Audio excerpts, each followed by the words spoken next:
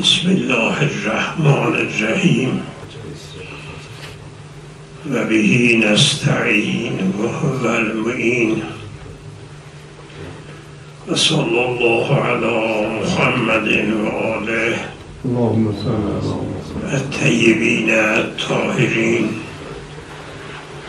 و لعنت الله علی اعدائهم اجمعین. قال الحکیم فی کتابه الکریم یا ایها الذین آمنوا کتب علیکم الصیام کما کتب علی الذین من قبلکم لعلکم تتقون. محور بحث ما شاید این چند روزه در اطراف این آیه باشد، چون مباحثی پیش میاد، لذا باید سه مقدمه را اینجا روشن کنم، بحث کنم در اطرافش. مقدمه اول این است که تفکر مطلقا، مقدمه دوم تفکر و تدبر در قرآن، مقدمه سوم این است که روزه یه روایتی هست که اونجا دارد اجزی، روایت عرض می شود نقل شده. حالا تا اونجا، چون روایت حدیث قدسی هم معروفه، این بهتر است که این روایت هم روشن بشود. اما مطلب اول که تفکر و فکر خودش در اسلام و در بین مسلمین و برای مؤمنین یکی از چیزهای مرغوبه، مطلوبه، مأموره، تحریض شده. بله،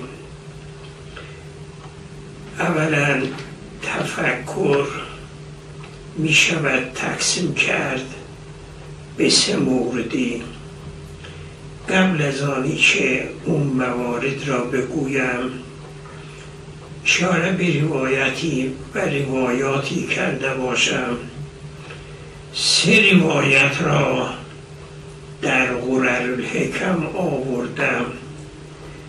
الفکر یهدی الی الرشد، فکر، تفکر، تأمل، تدبر، اطراف و مقدمات و حاشیه اصل فرع. این مطلبی را فکر کردن به رشد، به حقیقت، به چیز معقول میرساند. شما میدونید که افرادی را که کار انتخاب میکنن با عجله، این نوع نتیجه نمیدند. کاری را انتخاب بکند با عجله،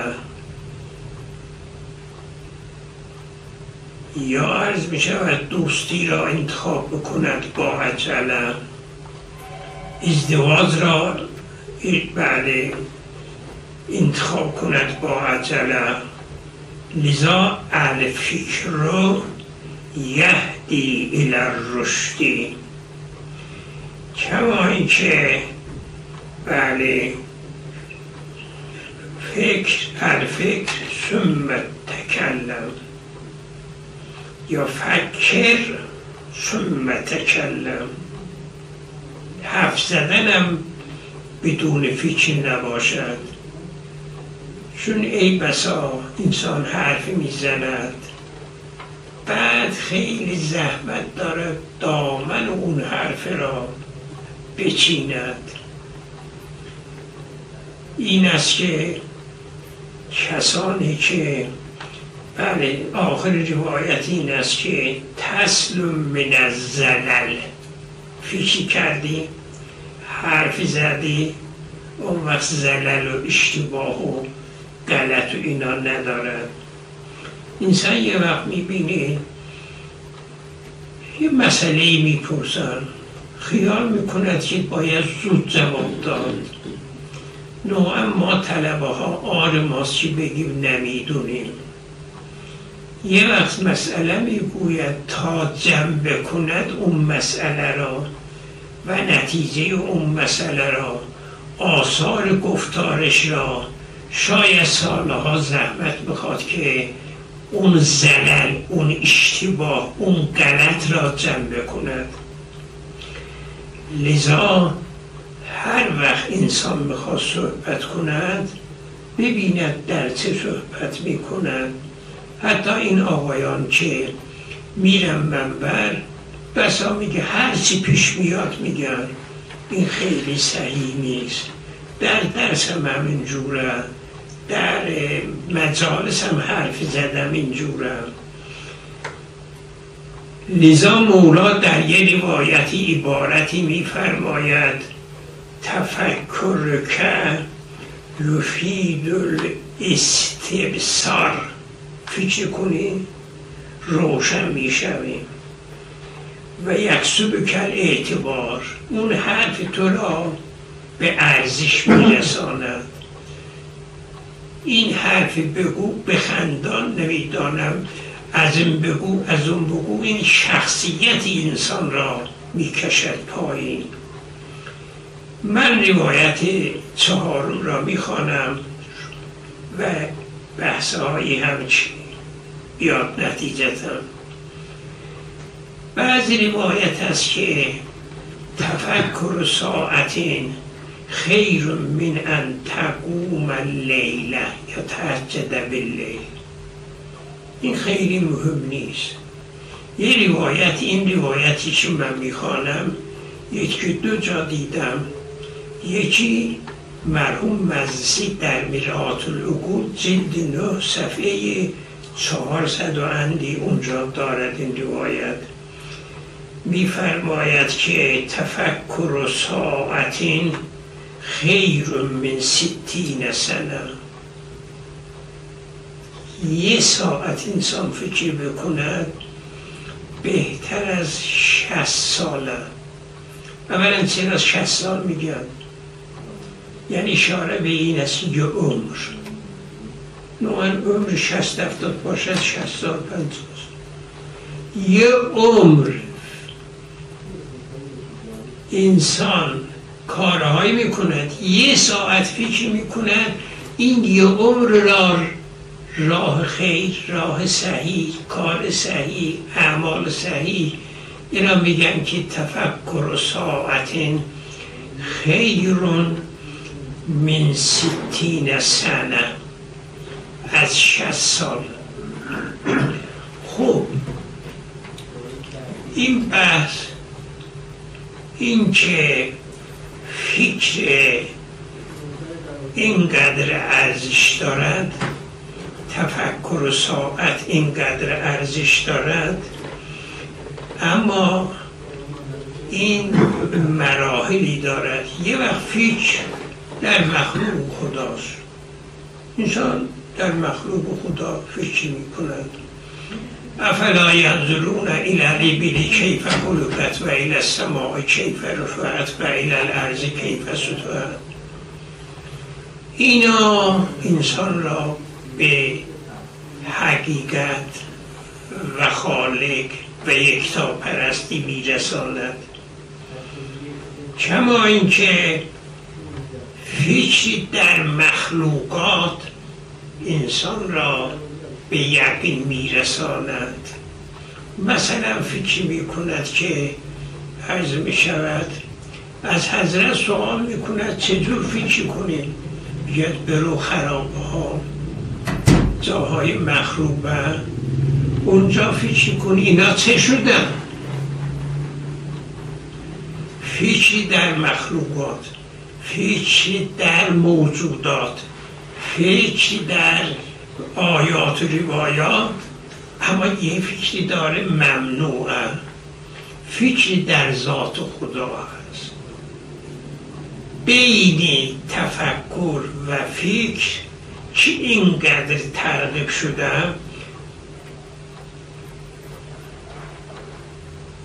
اما در ذات خدا منهی است. در یک روایتی هست که من تفکر فی خلق الله تزندگه.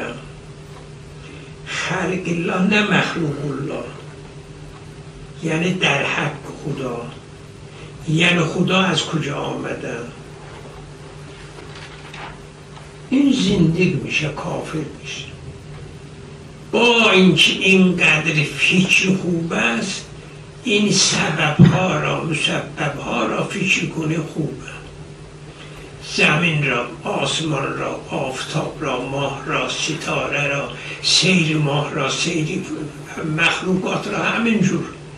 اونقدری که تعریف شده در مقابل در فکر ذات خدا، الفکر فی ذات الله موجب تزنق، کفر، نهیه، چون به جای نمیرسن. لذا میگن که ما وقتی که فلسفه و کلام میخوانیم، اونجا برای ذات خدا میگن واجب الوجود ممکن الوجود. دیگه واجب الوجود جای فکری نیست، اما ممکن الوجود خب اون عیب ندارد. لذا ما این بحث را که اشاره میکنیم، اون وقت نوبه به این میرسد که خب التفکر فی خلق الله، التفکر فی ذات الله، التفکر فی القرآن. تفکر در قرآن موجب فهم جدیده. بله، این خودش یه مطلبی هست که ما بسا به دوستان میگیم که قرآن را وقتی که میخوانید، من بعض اوقات به دوستان میگم که من یک آیه را شاید 1 سال فکر کردم. از جمله اون آیات آیه اینما یرید الله، به قدری فکرم مشغول میکرد که نصف شب که پا میشدم اون را فکر میکردم. التدبر فی القرآن یوجب معنی جدید، یک راهی برای انسان گشاده می شود. مثلا برای من یه تیتری میگم شاید در آینده، مثلا هر روز میگیم اهدنا الصراط المستقیم. ما چی در صراط مستقیم چرا میگیم اهدنا الصراط المستقیم؟ مگر شک داریم در این صراط مستقیم؟ چرا میگیم اهدنا الصراط المستقیم؟ حتی پیغمبرم میگه اهدنا الصراط المستقیم. این میشود یک، بله، مجمع بیان میگه که اهدنا یعنی عدیم. یعنی چی؟ کجا آمده فعل امر به ادامه باشد بدون قرینه؟ یا مثلا هدی للمتقین، قرآن آمده یهدی للناس، بیاد هدی للمتقین. یا آیه شریفه که بله در سوره بقره آیت الکرسی، این آیه را وقتی که ما میخوانیم اونجا میگه که بله این افراد مؤمن ها را هدایت، بله اینا را از ضلالت به هدایت میکشد. الله ولی الذین آمنوا یخرجهم من الظلمات الی النور. چرا فکر نکنیم؟ ها؟ آمنو در نورم میگه یخرجهم من الظلمات و الذین کفروا اولیاءهم الطاغوت یخرجونهم من النور الی الظلمات. اینا از در ظلمات هستن. اینا انسان وقتی که فکر میکند خیلی چیزها اینجور برای انسان مبهمه و شاید در نتیجه تفکر تدبر، بگو تدبر در قرآن، من فسر القرآن برأیه فقط کفر. اون وقت نوبه به این میرسد که آیا ما حق داریم قرآن را همینجور بنشینیم و فکر بکنیم، تفسیر بکنیم، معنا بکنیم؟ ها، ما حق داریم؟ در روایاتی نبی اکرم نقل شدن، هم عامه هم خاصه نقل کردن که اگر انسان من عند نفسه آیه را تفسیر کند ولو به واقع برسد عصا. چه کار کنیم؟ میدونید روایات کثیره است که نهی شده. امام صادق چقدر قتاده به غیر قتاده گفته که بله مگر قرآن را میدونید؟ قرآن حق ندارد که معنا کند کسی که قرآن در خانه اونها نه آمده. این مطلب خودش یه مطلبی هست که خیلی باید در اطراف این بحث کرد. من این مطلبی که میگم اینا 2-3 تا مطلب است، از باب اشاره اینا را میخوام بله مطرح کنم، در اطرافش فکر بکنید. ما از این بر میگیم که اون روایت را مثل که من اینجا بله آوردم، قد ورد روایات عن النبی و الائمه علیه السلام بطرق خاصة و العامة النهی عن تفسیر القرآن، من فسر القرآن برأیه فاصاب فقد اخطأ.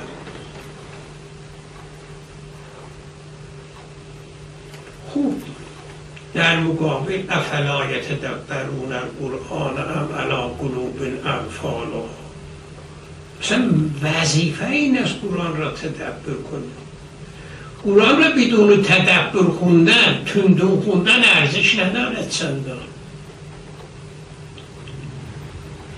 از این ور مأموریم به تدبر، به تفکر، به تحلیل، به تحقیق.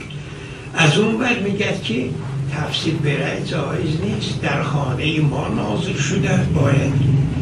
من در بعض ابحاث اشاره کردم که روایاتی که درباره قتاده و امثال اونها آمده، اونا روایاتی هست مربوط به احکام. میگن از کجا فتوا میدهی؟ میگن از قرآن. میگن قرآن را مگر بیدانه؟ قرآن برای خانه اهل بیت نازل شده اونا میدونن. یه بحثی را اینجور ما بحث کردیم، ولی امروز میخوام یه مختصر اشاره کنم که اساساً تفسیر معناش چیه. تفسیر این نیست که انسان معنای ظاهری را، معنای روشن را، معنایی که با قرینه فرق نمی کند، داخلی باشد یا خارجی. لذا اکثر روایاتی که من فسر القرآن برأیه آمده، یعنی لفظ مجمل را به خواست دلش معنا میکنه، لفظ مشترک را به خواست دلش. لذا اونهایی که فی قلوبهم زیغ است محکم را با متشابه معنا میکنه. ما حق نداریم اونی که ظاهره بگیم کذا. مثلا جاء ربک، بعضی ها میگن که یه شخصی بود خدا از تقصیراتش بگذرد، میگفت که من عقیدم این از خدا یه جسمی دارد، یه نوعی، کما اینکه مولا صدرا در اون مقدمه اون کتابی دارد به نام چیه اون کتاب؟ نه، اصول کافی که هست تصویده به اون یک کتابی داره. مرحوم آقای خویی این را یادم از سابق دیدم 30-40 سال پیش، میگد که خدا جسم لطیفه. اینا متشابهات را میگیرن و الا ما وظیفه داریم که قرآن لیزا چرا میگفتن که وقتی که وارد مکه میشی، وارد حرم میشی، وقتی که پیغمبر قرآن بخواند انگوش را بذارید گوشتون حرف او را نشنوید، معنا را میفهمیدن. وقتی که جعفر طیار مسافرت کرد به حبشه، بعد افرادی رفتن بله به قول ما چغله کردن، ایراداتی براش گرفتن، خواستن که او را بگیرن بیارن اذیتش کنن، اونجا بله در حبشه سلطان حبشه سوالی کرد، گفت چیه قضیه؟ گفت دین جدیدی پیغمبر آورده و گفته چیه؟ یک نمونه ای که اونجا خون سوره مریم، بله داستان حضرت مریم را اونجا بازگو کرد. وقتی که این آیات را خون، این اصلا منقلب شد با چند تا آیه بدون تفسیر، بدون تعبیر، بدون بیان. پس بنان لهذا من یه وقت نگاه میکردم مرحوم اردبیلی در مقدمه آیات الاحکام این بحث را جلو کشوندن.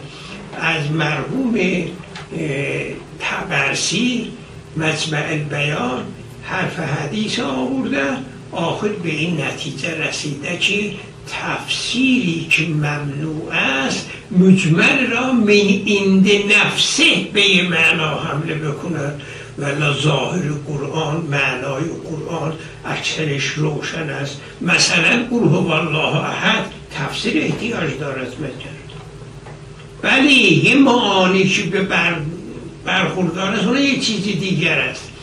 پس بنان لهذا این مقدمه دوم که عرض می شود اشاره کردم، مقدمه اول این شد که تفکر، دوم تفکر در قرآن. ضمناً گفتیم تفکر در ذات خدا ممنوع است.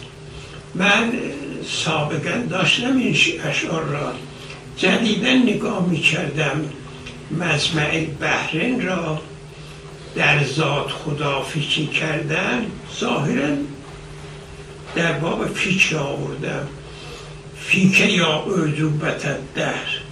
این اشعار مال ابن ابی‌الحدید، من بله ذهنم نبود، ایشون گفتن، من سابق اینا داشتم اما نمیدونستم. خیلی چیز خوبه. فیکه یا عجوبت الکون غدن فکر غلیلا، یعنی غدا یعنی سارا فکر غلیلا. فیکه کتاب به خداست، یا عجوبت ده غدر فکر کلیلا، انت حیرت ذوی اللب بلبلت العقولا. تو ای خدا عقول را حیرت قرار داده، در حیرت، در گرفتاری، و بلبلت عقولا، عقول را وسوسه یعنی نمیفهمد، درباره تو وارد بشد گرفتار می شود. کل ما قدم فکری فی کشبرن فرمیلا، من میخوام به تو نزدیک بشم، بفهمم، 2 کیلومتر عقب برمیگردم. فرمیلا ناکسن فرار عقب عقب.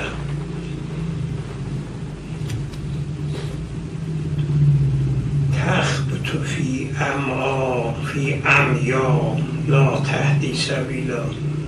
کورس تو هر راه میره عقب عقب، بی خبطی زده، شیطان عقلش را از دست گرفته، راه را گم میکنن. لا یهدی سبیلا. خیلی خوشم آمد، خواستم این را اشاره کنم که فراموش کردم قبلا. پس ما دو مقدمه گفتیم. یک مقدمه اصل فکر که مطلقا فکر اصلا خوبه، در کار عادی، در کار سخن گفتن، در درس گفتن، بحث کردن با خانواده، با پسر، با عیال، با پدر، با پسر، با رفیق، همه و همه. بعد تفکر در قرآن که اشاره کردم، واقعا اگر تفکر کنیم خیلی مطالب بله حل می شود با استعانت از خدا. این دو مقدمه سومی که اینجا خوب است اون این است که اینجا مناسب است که روزه ثوابش اشاره بشود. دو تا روایت نقل میکنم. من قبل از آن که روایت را نقل کنم، اولا تمام اعمال ما وظیفه داریم که به قصد امر، چون خدا امر کرده ما انجام بدیم. ما باید اینجور بشه. ما برای منافع دنیوی و ظاهری اینا معمول نیستیم. لذا شما، من اینجور به نظرم میاد، حالا بررسی کنید.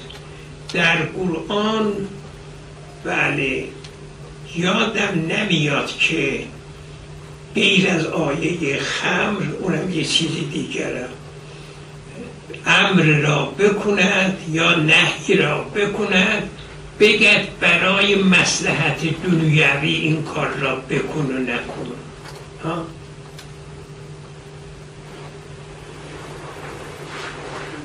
نماز مأمور شدیم، روزه مأمور شدیم، حج مأمور شدیم.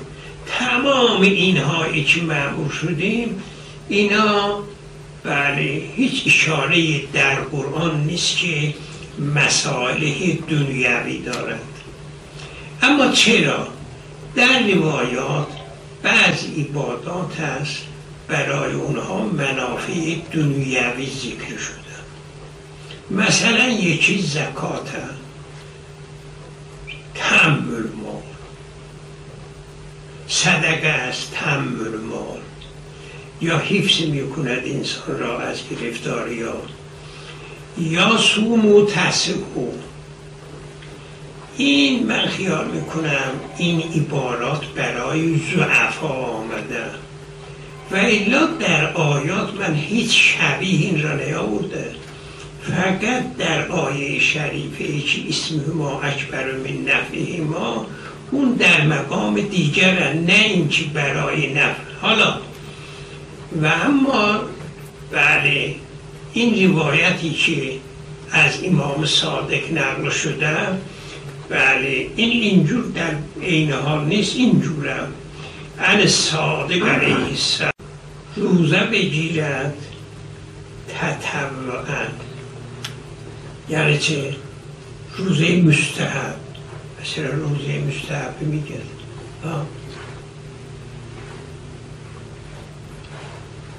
فکر کنید، روزه واجب ثواب ندارد، بهش ندارد.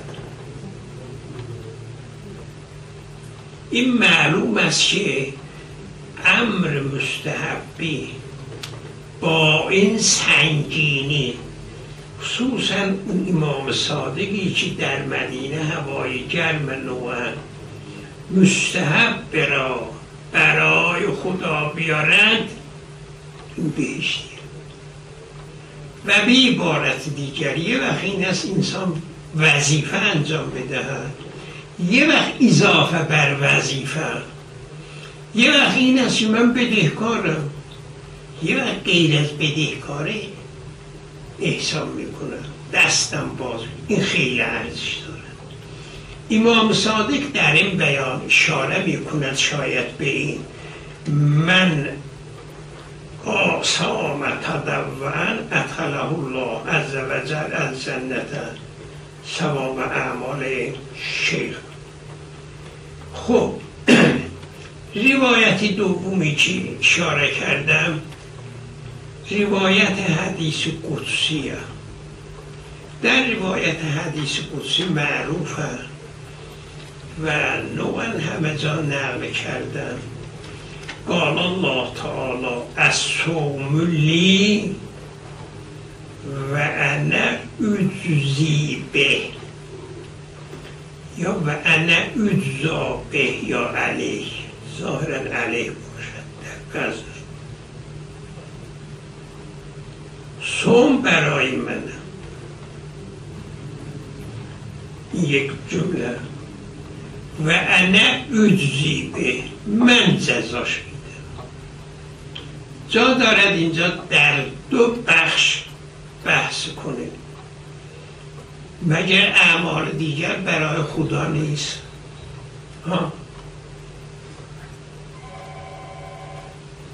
چه حرفی دارد اینجا؟ الصوم لی، مگر نماز برای خدا نیست؟ حج برای خدا نیست؟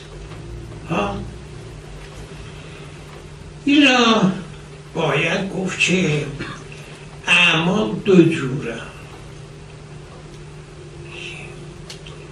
یعنی اعمال غیر از صوم یا همش فعل یا همش فعل و ترک. و به عبارت اخرى متشکل می شود از امور خارجی. چون امور خارجی هم ممکنه ریا بردار باشد. کسی خمس میدهد ممکنه برای رضایت زید و عمرو معلومه دیگه، یا زکات بدهد چون فعل خواهد، نماز بخواند بگم فلان نماز میخواند. تنها عبادتی که ریا بردار نیست صوم. صوم ریا برداره، عمل خارجی نیست که نخوردنه، نیاشامیدنه، فلان عمل نکردنه و این نکردن قابل ریا نیست. چون قابل ریا نیست حضرت میفرماید الصوم لی، روزه برای منه. یعنی روزه یه چیزیست که عرض می شود غیر نیت، غیر عمل ریا در او متصور نیست. این جمله اول. حالا که جمله اول گفتیم ببینیم جمله دوم چیه. چون عمل فقط بین بنده و معبوده، صحت صومش غیر از او صاف بودنش غیر از خدا نمیداند. و انا اجزی به، من او را جزا میدم.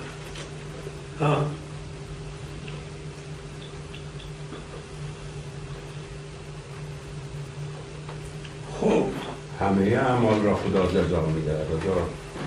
7% این است. اینجا من جزا میدم یه وقت معناش این است که الله یأخذ الصدقات و یقبل توبه. اونجا یأخذ الصدقات چیه؟ چرا یأخذ میگن؟ بعض مفسرین گفتن که یعنی توبه را قبول، صدقه را قبول میکنه، توبه را. اون وقت میگفت این الله یأخذ توبه تول، هر دو را قبول میکرد، یا یکی یأخذ یکی قبول.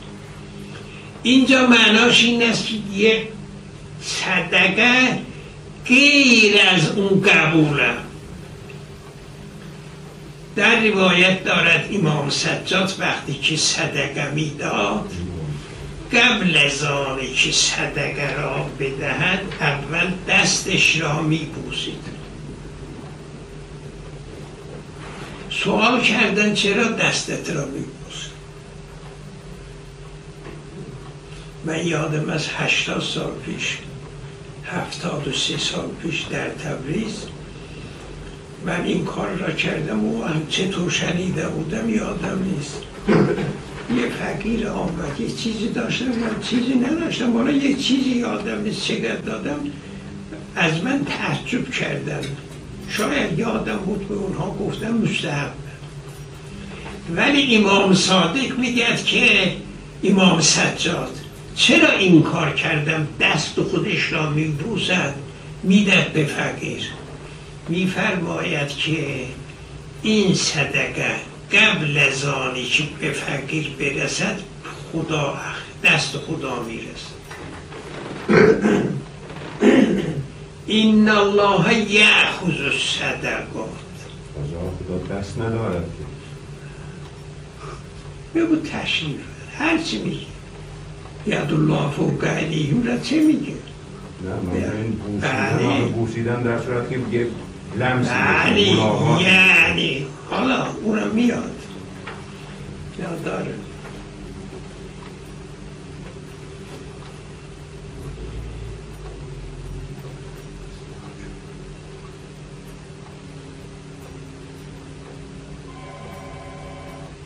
اون آیه را که گفتم و روایات فی المقام کثیره و اکتسر علی روایت واحده و هو ما رواه محمد بن مسلم عن ابی عبدالله علیه السلام قال کان علی بن الحسین اذا اعطى السائل قبل یده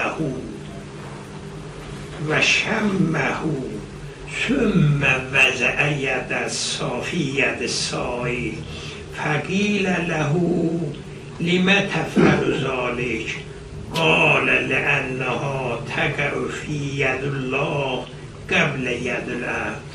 یعنی فی اخذ خدا، یعنی خدا میگیرد بعد میدهد. این بله برهان جلد 3 صفحه 487. این به این معنا که اخذ. بعد میگن که مرحوم مجلسی در مرآت العقول میگه تفخیمن یعنی نسبت به اخذ خدا، یعنی تعظیمن تفخیمن، کما اینکه میگن نفخت له من روحی و نفخت فیه من روحی، اینم اخذ خدا یعنی به قدر عظمت دارد گویا معنای چنای ماننده. نفخ روح کما اینکه من باب تفخیم و تعظیم و تکریم و ایناست، اینجا همینطوره. اینجا هم در واقع میخواد این معنا را برساند. این آیت کردید هذا کله بنا بر اینکه انا اجزی به، من او را جزا میدم. اما اگر گفتیم انا اجزا به، اون چطور میشود؟ این احتمال دادن. حتی در بعضی عبارات ذهنم هست که انا اجزا علیه، من جزای او هستم. اینجا بعید نیست که اصلا این معنا باشد. چرا؟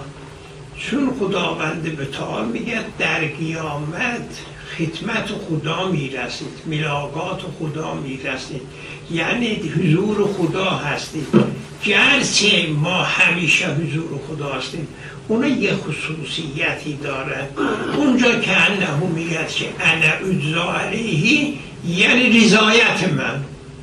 کسی که روزه بگیرد جزاش من هستم، ملاقات من، رضایت من، رضوان من. کما اینکه این معنا را مرحوم مجلسی در مرآت العقول آوردن و نعم ما قال هذا كله بناء على قراءة اجزی به بناء على الفاعل اما لو قرأ انا اجزا به بالمفعول فيكون المعنى انا جزاه ولعل المراد انه تعالى والحضور عنده في الجنة جزاه او المراد منه قربه الى الله رضوانه تعالی کما اینکه اشاره کردیم. هذا کله اینا همش مقدمه بحث بود. بحث ما در اطراف این است که یا ایها الذین آمنوا کتب علیکم الصیام کما کتب علی الذین من قبلکم. اینجا چقدر زیبا آوردن خطابات قرآن. بعضی ها آمنو هست بعضی ها نه. یا ایها الناس کتب علیکم اما اینجا تشریف هست یعنی آی مؤمن ها مثل اینکه انسان میگه اولاد من دوستان من. این تعطف و تلطف یه مهربانی تا فردا شد. اللهم صل